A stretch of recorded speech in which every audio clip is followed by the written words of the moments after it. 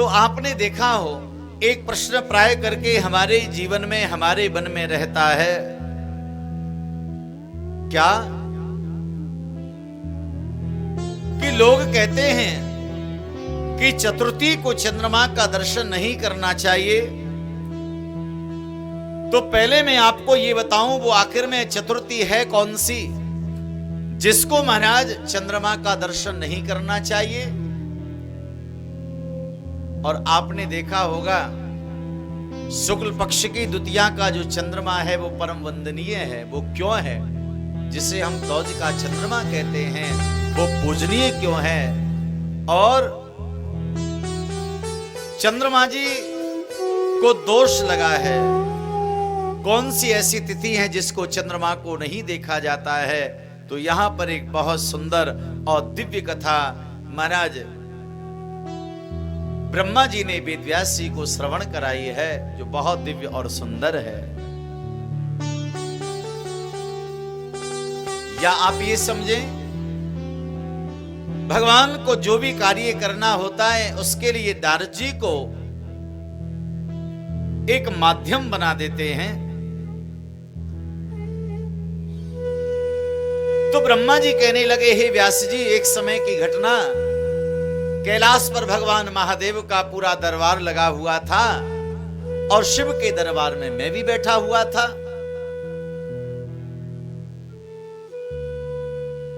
तो मैंने क्या देखा, नारद जी वहां पर आए और आपने देखा होगा महाराज, लड़ाई झगड़े वाला काम जो है ये नारद जी कुछ ज्यादा ही करवाते हैं। तो नारद जी कैसे करवाते? वो नारद जी एक फल लेकर के आए। भाई, आपके घर में कोई आवे और आपके 2 नाती हो या 3 नाती हैं या 4 हैं, अब 2 हो और फल हो 1 या कोई खिलौना हो 1, अब दोनों ही चाहते हैं बच्चे कि हमको मिले, हमको मिले। तो या तो लाने वाले को सोचना चाहिए कि भाई कम से कम बालक जितने उतने ही हम लेकर के चलें, जिससे सारे बच्चे प्रसन्न हो जाएं। और अगर 1 फल है तो भैया उसका भाग करके दे दो दोनों को। अब इसको हम किसी भी रूप से माने, ये मानो भगवान की कोई लीला भी हो सकती है। तो लिखा यहां पर, एकदा हम गतो राजन कैलासं गिरिशालयम् उपविष्ट सभा मध्ये पश्य नारदमागता। ब्रह्मा जी कहने लगे, व्यास जी, मैं ये दृश्य देख रहा था, कमाल हो गया। नारद जी एक फल लेकर के आए और नारद जी ने क्या किया, उस फल को, वो फल बड़ा दिव्य है महाराज, उस फल को भगवान महादेव के हाथ में दे दिया, शिव जी के हाथ में दे दिया। अब कौतुक भगवान का, कुमार कार्तिक और गणेश जी छोटे छोटे बालक हैं। तो कुमार कार्तिक कहने लगे, पिताजी मुझे दो, और गणेश जी कह रहे हैं कि मुझे दो। अब शिव जी के मन में बड़ी चिंता कि भाई देखो, अगर इस फल को मैं कुमार कार्तिक को देता हूं तो गणेश नाराज हो जाएंगे, और गणेश जी को देता हूं तो कुमार कार्तिक नाराज हो जाएंगे। तो ब्रह्मा जी कहने लगे, व्यास जी, मैं बैठा था तो महादेव ने मुझसे पूछ लिया, हे ब्रह्मा जी, आप बताओ इस फल को मैं किस पुत्र को प्रदान करूं, आप बताओ। अब मैं और समस्या में हो गया, चिंता में हो गया, भाई मैं किसका नाम लूं? ब्रह्मा जी कहने लगे, महाराज, मैंने अनायास बिना विचारे मैंने कुमार कार्तिक का नाम ले दिया। अयम प्रोवाच बालाय कुमारा ये तितम तदह। हे महादेव, आप एक काम करो महाराज, इस फल को कुमार कार्तिक को दे दो आप। अब ब्रह्मा जी ने जब ऐसा कहा तो तुरंत भगवान महादेव ने फल वो कुमार कार्तिक को दे दिया महाराज। और ब्रह्मा जी बोले, मैं तो चला गया और मेरा तो काम एक ही है, सृष्टि का निर्माण करना। गणेश जी रुष्ट हो गए, सबसे ज्यादा रुष्ट हुए मुझ पर। क्योंकि मैंने जो है गणेश जी का नाम नहीं लिया, कुमार कार्तिक का नाम लिया। अब मैं जैसे सृष्टि करने लगा तो सृष्टि निर्माण गड़बड़ाने लगा महाराज, साँचा बिगड़ने लगा। अब प्रजापति भी कहा जाता है। अब कोई बर्तन बनाने वाला हो महाराज, अगर उसका दिमाग सही काम कर रहा है तो वो सही बनाएगा, अगर काम सही नहीं कर रहा है तो उल्टे सीधे ही बनाएगा। ब्रह्मा जी बोले महाराज सृष्टि में करने लगा, लेकिन वो सृष्टि बिल्कुल उल्टी सीधी होने लगी महाराज। मैंने श्रीमन नारायण से कहा प्रभु सब गड़बड़ हो रहा है। नारायण जी बोले विधाता जी क्या हुआ? महाराज मैं सृष्टि कर रहा हूं, निर्माण कर रहा हूं, लेकिन सब उल्टा सीधा निर्माण हो रहा है। तो ब्रह्मा जी तुमसे कोई भूल तो नहीं हो गई? कहा देखो भूल तो कोई नहीं हुई मुझसे, पर आज मैं भगवान महादेव की सभा में गया था और वहां पर शायद हो सकता है मेरा निर्णय गलत रहा हो, मैंने फल को कुमार कार्तिक को देने के लिए कह दिया।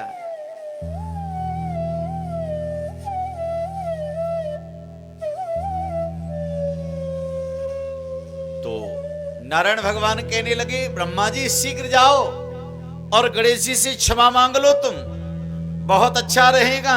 अब ब्रह्मा जी तो आए महाराज, अब ब्रह्मा जी भगवान गणेश के चरणों में गिर पड़े और कहा हे भगवान विनायक मेरे अपराध को क्षमा करें, कुमार आपसे ज्येष्ठ हैं इसलिए मैंने फल उनको देने को कह दिया, बाकी मैं आपका अपमान करना नहीं चाहता, मेरे अपराध को क्षमा करें। तो भगवान गणेश जी ने ब्रह्मा जी को क्षमा जब किया, इस दृश्य को चंद्रमा देख रहे थे।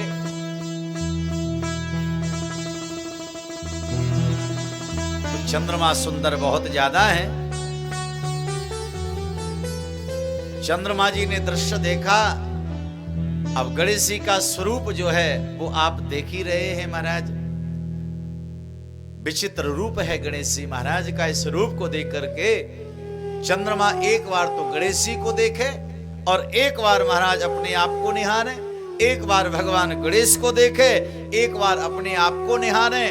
और भैया चंद्रमा से भूल हो गई, भगवान गणेश की शरीर की आकृति को देख करके चंद्रमा हंसने लगा, उपहास किया भगवान गणेश का, जो अपराध कभी किसी को नहीं करना चाहिए महाराज। अरे हमारे सामने कोई अंधा हो, कोई लंगड़ा हो, कोई बहरा हो, कोई कुरूपवान कैसा भी क्यों ना हो, अनायास यदि महाराज दृष्टि पड़ जाए उसका उपहास नहीं करें, मजाक नहीं करें। यदि ऐसा किया उसका परिणाम बड़ा भयावह हो सकता है। चंद्रमा हंस पड़े भगवान गणेश जी को देख करके, और उसी समय महाराज चंद्रमा जी ने कहा देखो बड़ा विचित्र रूप है भगवान गणेश आपका, और इतने बड़े ब्रह्मा जी आपके चरणों में गिर के क्षमा याचना मांग रहे, इसकी जरूरत क्या थी? भगवान गणेश को इतना क्रोध आया चंद्रमा जी पर, इतना क्रोध आया, और उसी समय चंद्रमा को शाप दे दिया, चंद्रमा तू अदृश्य हो जा।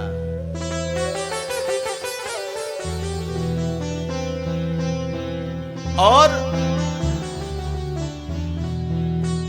हे चंद्रमा अब तक लोग तुम्हारा दर्शन करके सौभाग्य प्राप्त करते थे, लेकिन मेरा शाप है जो भी तुमको देखेगा उसको महापातक लगेगा, महापाप लगेगा। भगवान गणेश ने शाप दे दिया। एक तिथि पे तो बाद में आएंगे महाराज, पहले तो ऐसा शाप दे दिया जब भी कोई तुमको देखेगा, पहले चंद्रमा जो थे महाराज 24 घंटे ही दिखाई देते थे, तो कह दिया कि जो कोई तुमको भूल से भी देख लेगा उसको महापातक लगेगा, शाप लग जाएगा उसको, उसके सारे पुण्य समाप्त हो जाएंगे। लिखा है कदाचित केन दृष्टसा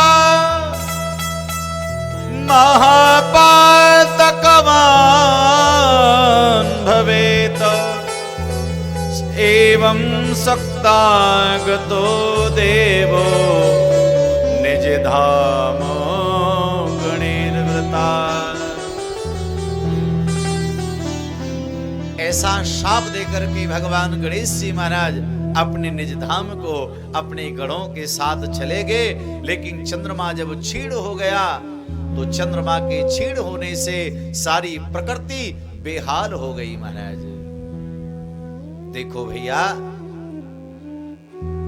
जिस प्रकार से प्रकृति का सहयोग करने के लिए सृष्टि उत्पादन में महाराज एक नर और मादा का होना जो आवश्यक है, उसी प्रकार से जितने भी वनस्पति हमारे यहाँ पर उत्पन्न होती हैं, जितने भी वृक्षावली, जितने भी महाराज घास तृणादि जो भी कुछ भूमि से उत्पन्न होता है, ये कैसे उत्पन्न होता है? सूर्य और चंद्रमा के द्वारा होता है।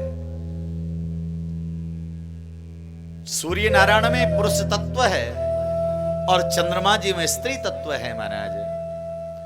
जो बीज हमने पृथ्वी पर बोया है उस पर भगवान सूर्य की किरणें पड़ती हैं, उससे महाराज वो प्रकट होता है।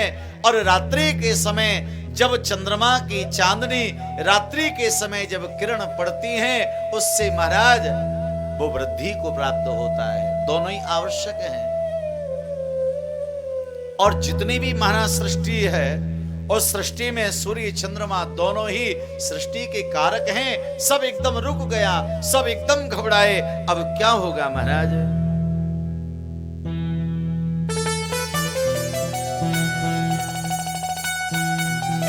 देवता घबराए, चंद्रमा तो बिल्कुल लुप्त ही हो गया भगवान गणेश जी के शाप से।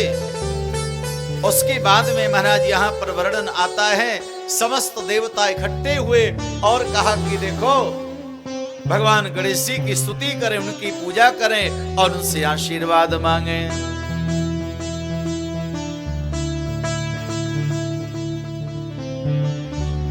देवता लोग एकत्रित हुए महाराज और उन्होंने कहा, त्वं देव देव जगतामसि वंदनीयस्त्वं पासिहसि विददासि यथिष्ठयेषा त्वं निर्गुणोऽपि गुणकृतगुणनीनाम् अधीशं त्वामेव देव शरणं वयमद्य याताः। हे देवों के देव गणेश जी महाराज, आप सभी मनुष्यों के द्वारा वंदनीय और पूजनीय हैं भगवान। संसार की रक्षा और सृष्टि का पालन सृजन संहार आपके हाथों में है। यदि आपने चंद्रमा पर अनुग्रह नहीं किया तो महाराज ये सब बेकार हो जाएगा, व्यर्थ हो जाएगा। आप स्वयं कृपा करें महाराज। भगवान महादेव विधाता ब्रह्मा और श्रीमन नारायण त्रिदेव भी वहां पर पधारे और समस्त देवता मिलकर के भगवान गणेश जी की पूजा कर रहे हैं और कहा कि महाराज आप कृपा करो।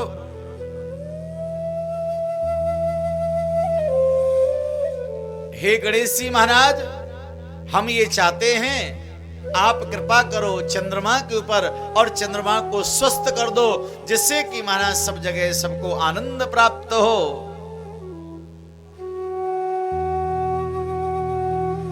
और आपके शाप की वजह से चंद्रमा प्रकट भी नहीं हो पा रहा है। कहते हैं भैया, सब देवताओं में सबसे जल्दी प्रसन्न होने वाले हमारे भगवान विनायक हैं, गणेश जी हैं। प्रसन्न हो गए और कहा, देवताओं बताओ तुम क्या चाहते हो।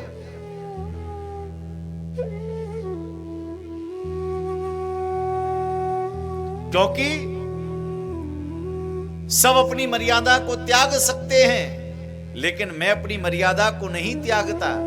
अगर आया हूं दर्शन देने के लिए, तुम्हारी इच्छा को पूर्ण करूंगा, आशीर्वाद मांगो। समस्त देवताओं ने कहा, हे भगवान, अब आप चंद्रमा के ऊपर कृपा करें। देखो, ये चंद्रमा को जो मैंने शाप दिया है, वो शाप पूरा तो निष्फल नहीं हो सकता है। कहते हैं भैया, भगवान गणेश जी ने कहा, चंद्रमा ने जो मेरा अपमान किया वो भादों शुक्ल पक्ष की चतुर्थी तिथि को किया है। तो संपूर्ण वर्ष की जितनी महाराज तिथियां हैं, या संपूर्ण वर्ष में जितना भी पाप चंद्रमा के शरीर में रहता है और उसको देखने से जो पाप लगता है, तो भगवान गणेश जी ने कहा भादों के महीने में शुक्ल पक्ष की जो चतुर्थी तिथि है, इस दिन यदि कोई चंद्रमा का दर्शन करेगा तब उसको महापाप लगेगा। लिखा है महाराज यहां पर, भाद्र शुक्ल चतुर्थ्या त्वं नादृष्टव्यम कदाचन।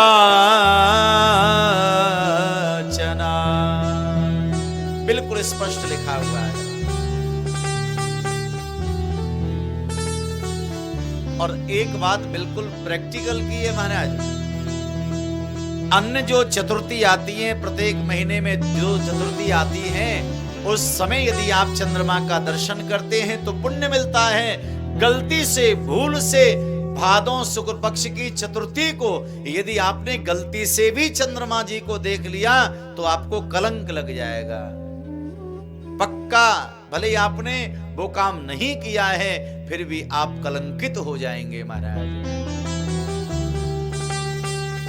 और वो कथा भागवत में है, वही तो मैं कह रहा था महाराज कि देखो श्रीमद् भागवत की कथा हम खूब सुनाते थे पहले, लेकिन महाराज कथा श्रीमद् भागवत में अनछुई कथा इतनी है जिनका हमको पता ही नहीं था पहले, आज पता चला है। महाराज कितनी बार हमने वो राजा सत्राजित की कथा सुनाई श्रीमद् भागवत में, 10वें स्कंद के उत्तरार्ध में वो कथा आती है। सत्राजित नाम का राजा था, तो उसके पास में श्वंतक मणि थी। अब मणि को चुराया किसी ने और नाम लग गया भगवान कृष्ण का। क्यों लग गया नाम? क्योंकि भगवान ने भादों के महीने में शुक्ल पक्ष की चतुर्थी तिथि को चंद्रमा देख लिया था। अचानक महाराज एक दिन भगवान अपनी पत्नियों के साथ थे और जैसे महाराज द्वारिका से भगवान बाहर निकले तो चंद्रमा जी सामने दिख गए। अब वो देखा महाराज तो एकदम में भगवान को कलंक लग गया, और वो कलंक ऐसा भगवान श्री कृष्ण को लगा, वो कलंक महाराज उनके जीवन से धुला ही नहीं।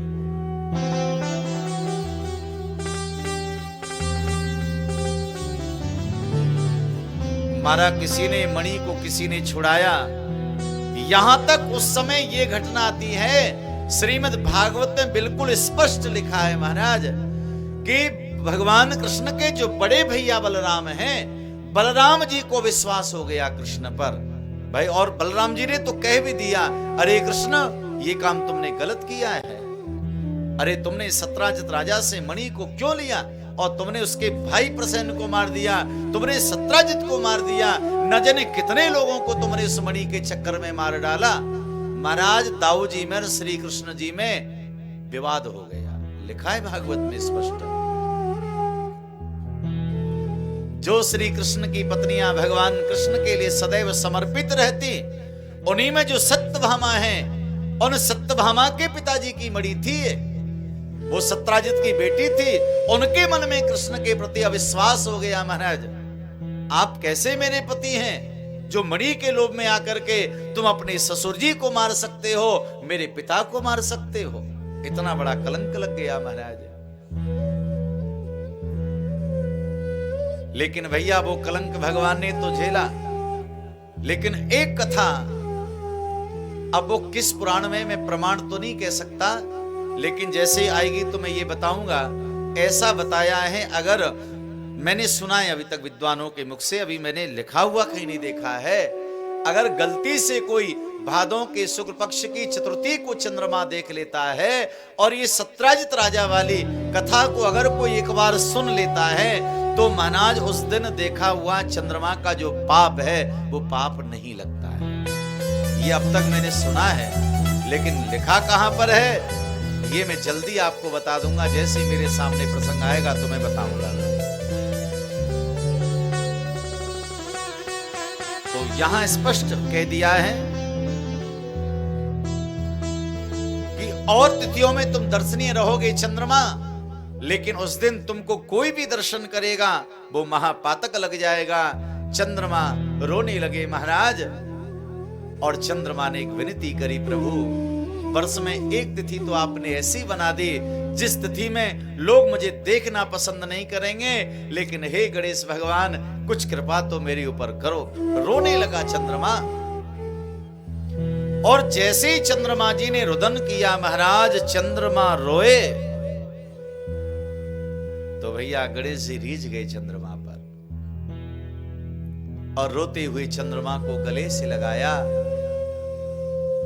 और चंद्रमा जी को कह दिया, हे चंद्रमा तुम चिंता ना करो, अब मैं वह आशीर्वाद तुमको देता हूं। कौन सा आशीर्वाद दिया? हर महीने की शुक्ल पक्ष की जो द्वितीया तिथि होती है, और द्वितीया तिथि का जो चंद्रमा होता है, लिखा है यहां पर, ललाटे कलया तिष्ठा मम प्रतिकर ससिनु प्रतिमासं द्वितीयाया न ममस्य भविष्यसि। प्रत्येक महीने की शुक्ल पक्ष की जो द्वितीया तिथि होती है, जिसे दौज कहते हैं, भगवान श्री गणेश जी ने कहा जो दौज के दिन जो तुम्हारा प्राकट्य होगा, मानो दौज वाला जो चंद्रमा है उसे मैं अपने भाल पर विराजमान करता हूं। इसलिए भगवान गणेश का एक नाम हो गया भाल चंद्र। बोले भाल चंद्र महाराज की जय। कह दिया जो दौज के चंद्रमा का दर्शन करेगा, भगवान गणेश कहते हैं उसे केवल चंद्रमा दर्शन का ही पुण्य नहीं, उसे साक्षात गणेश के दर्शन का पुण्य मिलेगा महाराज।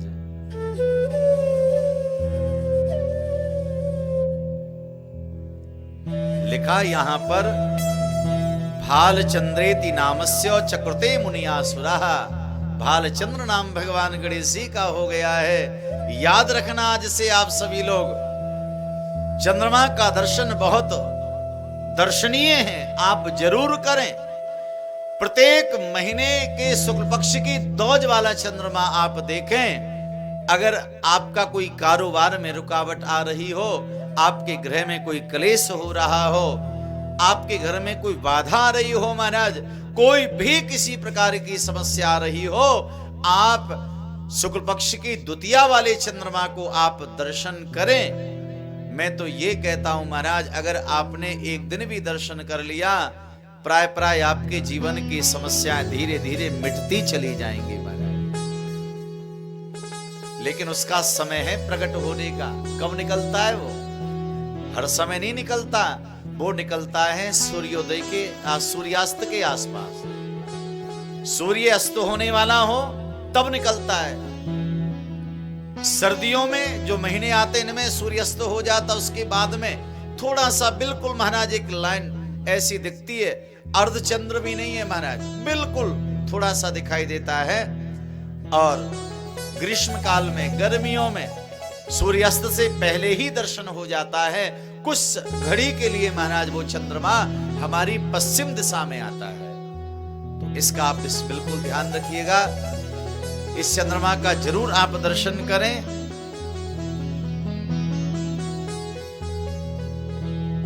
तो यहां पर महाराज दिव्यता के साथ में समस्त देवताओं ने भगवान गणेश जी का पूजन किया है, और महाराज दिव्य भगवान गणेश जी के मंदिर का निर्माण करके, और महाराज उसमें जो भगवान गणेश विराजमान के, उनका नाम भालचंद्र रखा है। बोले भालचंद्र भगवान की जय।